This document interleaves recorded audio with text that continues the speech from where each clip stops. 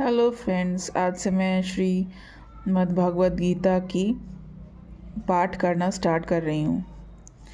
उसकी भूमिका इस प्रकार है। ओम अज्ञान तिमिरान्धस्य ज्ञानाञ्जनशलाकया चक्षुरुन्मीलितं येन तस्मै श्रीगुरवे नमः। श्रीचैतन्यमनोभीष्टं स्थापितं येन भूतले स्वयं रूपः कदा मह्यं ददाति स्वपदान्तिकं। मैं घोर अज्ञान के अंधकार में उत्पन्न हुआ था और मेरे गुरु ने अपने ज्ञान रूपी प्रकाश से मेरी आँखें खोल दी। मैं उन्हें सदा नमस्कार करता हूँ।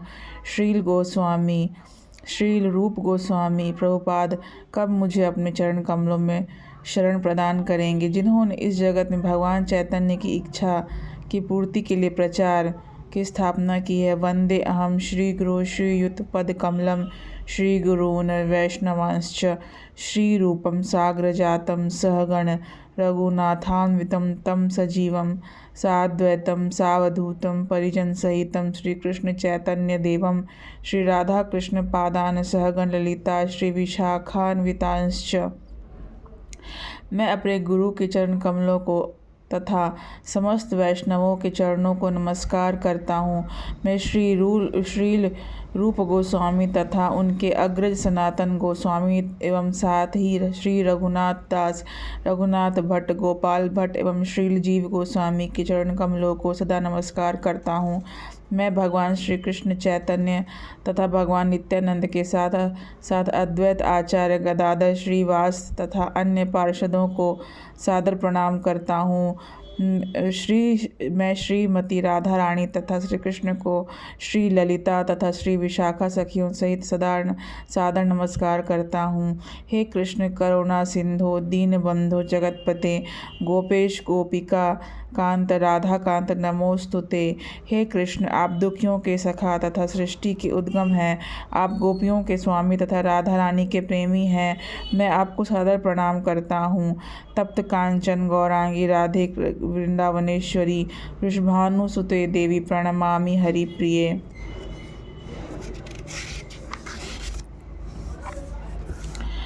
मैं उन राधा रानी को प्रणाम करता हूँ जिनकी शारीरिक कांति पिघले सोने के सदृश है, जो वृंदावन की महारानी है। आप राधा वृषभानु की पुत्री हैं और भगवान कृष्ण को अत्यंत प्रिय हैं। वांछा कल्पतरुभ्यश्च कृपा सिंधुभ्य एव च पतितानां पावनेभ्यो वैष्णवेभ्यो नमो नमः। मैं भगवान के समस्त वैष्णव भक्तों को सादर नमस्कार करता हूँ। वे कल्प वृक्ष के समान सबों को इच्छाएं पूर्ण करने में समर्थ तथा पतित जीवात्माओं के प्रति अत्यंत दयालु। श्री कृष्ण चैतन्य प्रभु नित्यानंद श्री अद्वैत गदाधर श्रीवास आदि गौर भक्त वृंद, श्री कृष्ण चैतन्य प्रभु नित्यानंद श्री अद्वैत गदाधर श्रीवास आदि समस्त भक्तों को सादर प्रणाम करता हूँ। हरे कृष्ण कृष्ण कृष्ण हरे हरे, हरे राम राम राम हरे हरे।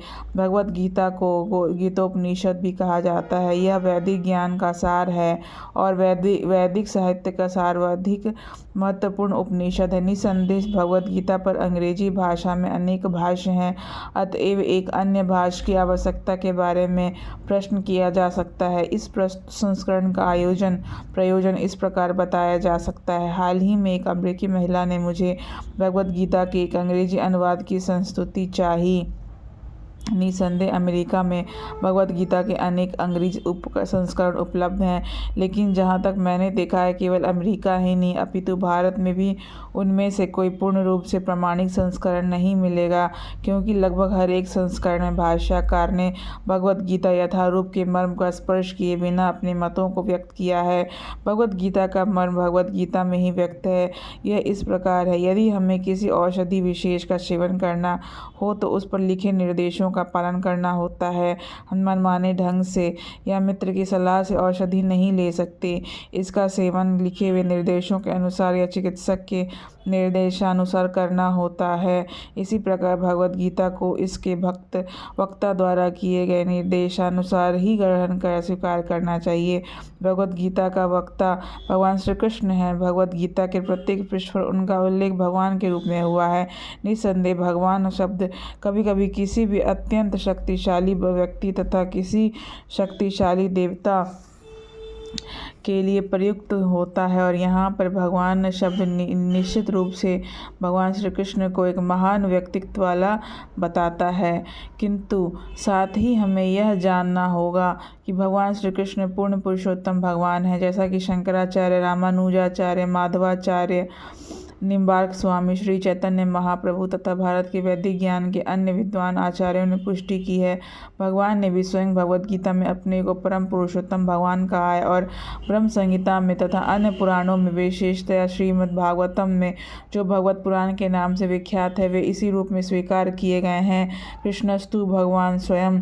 अतएव भगवद गीता हमें भगवान ने जैसे बताई है वैसे ही स्वीकार करनी चाहिए।